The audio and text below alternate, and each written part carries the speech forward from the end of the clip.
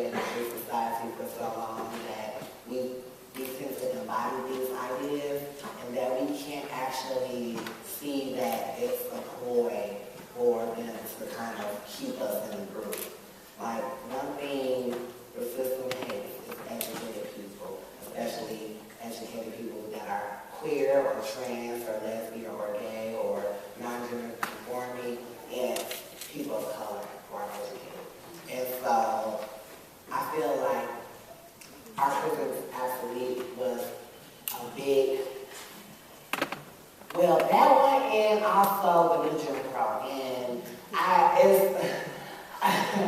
can't really say I have one book that gave me this type of, this platform, but I took something from each book, and I actually made connections from one book to the next.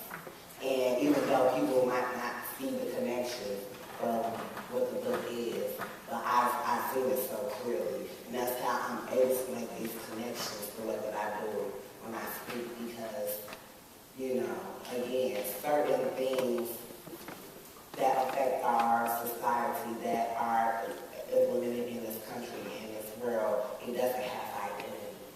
That's what we always think, that everything has an identity, that it doesn't affect us or it couldn't affect us, but those things make such a big connection, like the puzzle pieces fit together so well, that it's like I pretty much made a book from different books, and that's how I was able to instill these ideas in myself and know how one thing affects the next thing, the other affects the next thing, and that's pretty much how I am today. But definitely, our prison's obsolete, the new Jim Crow, whipping girl, and from the classroom to the cell, and oh my goodness, I can keep going because you said one, but yeah. Hi. So it's a two-part question on being selfless. The first part is, how do you balance being selfless with self-care and making sure that you're not totally spending energy on others and issues, and that you are, the individual is okay, or not just okay, but thriving. So I know a lot of people who, they do all this work, and then all of a sudden they're like, but I have no time for myself, and that's affecting the work that I do. So that's the first part, and the second part is, I think as I'm getting older, I'm realizing more and more that there's just some people who are naturally selfish. Do you think that there are certain people who are at their core selfish people, or is this like a systemic issue that all people, even if it's very, very challenging to do, can be made more selfless? Okay, that's a good question. Both of them are actually good in my picture. To answer your first question, and I'm going to just use myself as reference, there is a lot that is expected from you, especially for one that's usually in the media or, out in the open a lot. And so there's a lot of demand from me. And I feel like, sometimes I do feel spent and like, oh my gosh, and, I'm checking my calendar, and I'm like, oh, I'm ripping and I'm running, and sometimes I don't find time for myself, and it can be taxing, but you as an individual can set your limits to how much you want to give yourself. Being selfless doesn't mean like every day giving a piece of you, every day, you know what I'm saying? Like, what you give is what you get back. So if you give a little, you get back a little. If you get a lot, then who knows what that amounts to, because you're giving more than yourself. And I'm not saying like it has to be an everyday. Just make sure that when you show up, you show the fuck out. You know what I'm saying? Like, don't just sit there and be like, yeah, I brought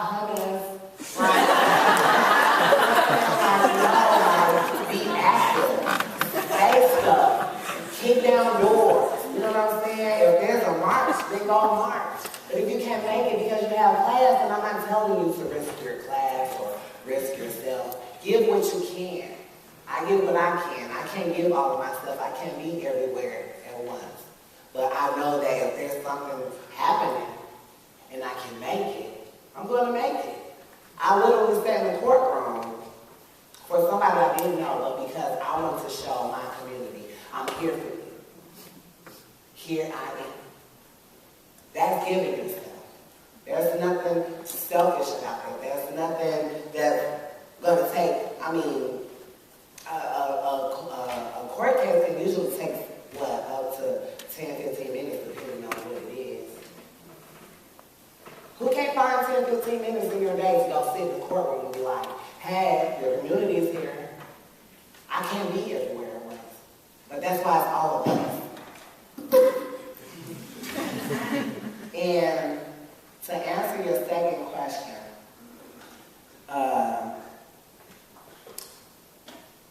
selfishness is definitely internal, but there's nothing in this world that you're born with.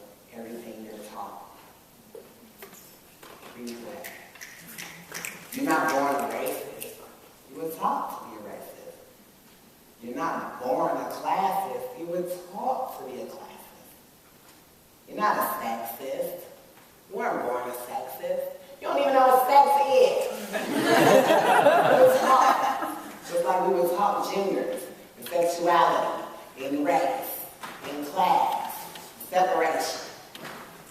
So selfishness is taught. It's not something that you're born with. Now, it's up to you to live through that. Do you want to keep living in selfishness? Do you not want to make a difference in your community? Do you only care about yourself? Or do you want to make a change? I was selfish as fuck. You couldn't get a potato chip from me. But I realized that there are people who can't afford potato chips. There aren't people in the world that can have the same things that I have. So I learned to give more and more. Whether it's some words. Ain't nothing wrong with sharing words. That's the one free thing that can never be wrong. Some words. Some love. But also, to live in that, to be selfish,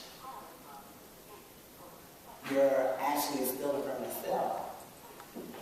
You're stealing away joy and happiness. You can never find peace. There's always going to be guilt. So I feel like a person who is selfish is going to get their karma either way it goes. Karma is very much for the mind. So, you know what? Selfishness, to answer your question, selfishness is definitely something that is with you from day one, day zero. No, it's the funky ass people that brought you up that taught you how to be racist or selfish or angry or jaded. Them the people you need to be blaming. Where they at? But thank you, boo. Did I answer your questions? Yeah, you did. Okay, thank you, boo.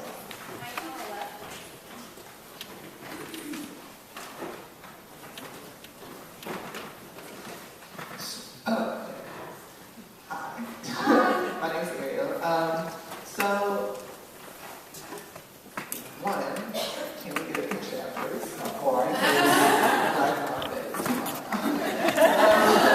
But also, here I focus on art history, but I focus on the portrayal of Black women in art. And I started out as a way of self-realization. Because I've had a lot of self-esteem issues throughout my life, continue to have a lot. And recently, more so, as I like higher, taller, muscular, do sports, I am mistaken oftentimes for a man, but never in an aggressive or necessarily a negative way, just more like an offhand, what would you like to say, or something like that, you know? And I never realized how selfish it was of me to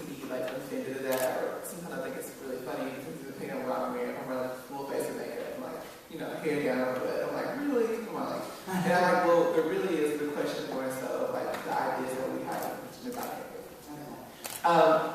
But my question to you is, given the focus that you must have gotten during the time of the pictures that were released of you in trial, or just general people being transphobic, how do you, given how you're portrayed, work on self-love throughout what you're going through and what you're teaching other people? Okay. Well, definitely I always make sure that I let people know that any type of work starts from the inside out. So if you want to spread love, you have to work within yourself. And I also too have been a victim of misogyny and trans-misogyny, where I was within myself believe that there were these standards that I have to live up to as a woman, and definitely more so as a trans woman. And like you said, sometimes I would come out, painted for the gods. You know what I'm saying? Boobs pushed up to my ears. But I realized at the end of the day, none of that actually says that I'm a woman. There's no makeup or no push-up bra or no panty or shoe that can say that you're a woman. Only you can. We can't keep living in society believing that if you are, 2 inches over what do they call it? Pretty much the standard height for men and women. So you think every woman is 5'5" and have hips like Beyonce? No, that's not how it works. Not every man is 6'2" and have a body like Adonis. We can't expect these things from people. Now we're trying to live up to the standards that we can uphold. Now we're beating ourselves up every day. Trust me, I've been there every day in the mirror, crying. But you know what I do now? You see me now? This is me. I didn't come up here all dolled up. I come like this because I want people to see me in my form. I don't need to get dolled up or prettied or pin my hair up or wear a cute dress for y'all to see me as a woman or a feminist or a woman activist. I want y'all to see me for a human. I wore this sweater today that says, "Shining when you are near me." Or when you are near. Yeah. And I want to say that when a person is next to me, I don't see them for what they probably think I see them for. I don't see you for no woman or man or gender, queer or trans. I see you as a fucking human. I don't care about what you need for yourself to make you feel like you are what you need to be. Whatever that is, okay, do it. But at the end of the day, I'm still gonna love you as a fucking human. I'm not caring about all the extra stuff. None of that is relevant in my life. For so long, I dealt with shade amongst other trans women. Ooh, girl, you need to go get you some tits. I know a really good punk lady. She'll give you the body, snatch you for the gods. How much, girl? And then I would always go home and be like, I don't need that. I see beautiful women in all colors and shapes and sizes and haircuts and low cuts and half cuts.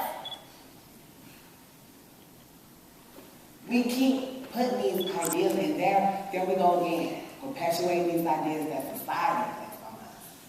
To be a woman, you gotta be 5'5", wear an apron, be able to get pregnant, get married, stay at home, watch the kids. No. I am a woman because I am a woman. None of those things make me a woman. And there is nothing that makes you a woman but you. that you tell yourself every day. And you wake up in the mirror and say, hi, me. You're beautiful. You are who you are, however you want to be today.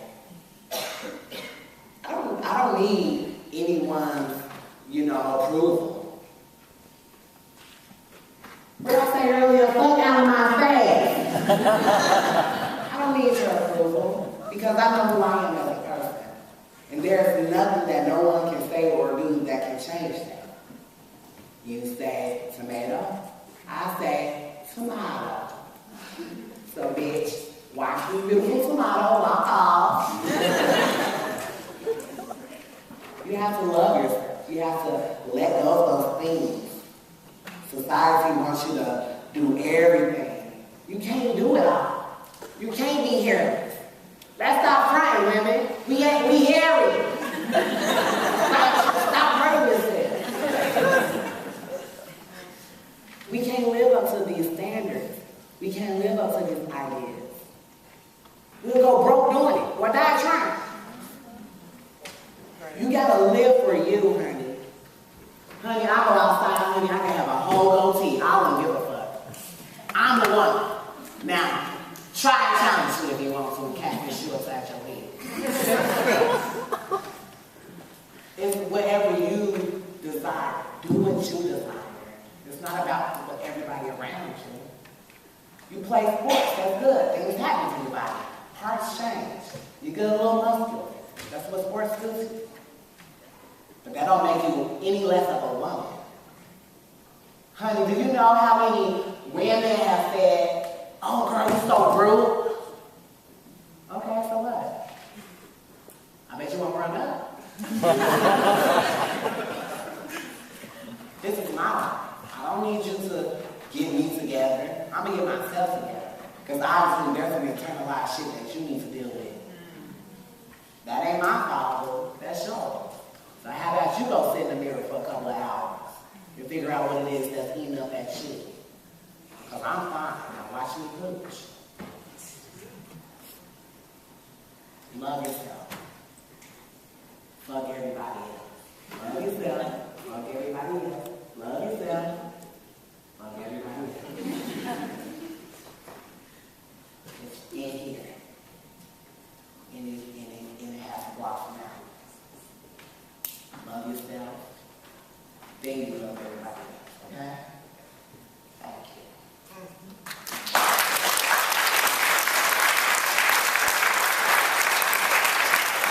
So we have time for about one more question. If anyone wants to. Oh, I was gonna say you very inspirational, and I was gonna say if there is any way possible, can we get your information so you can come to our program and speak to our youth? of course. You want it right now?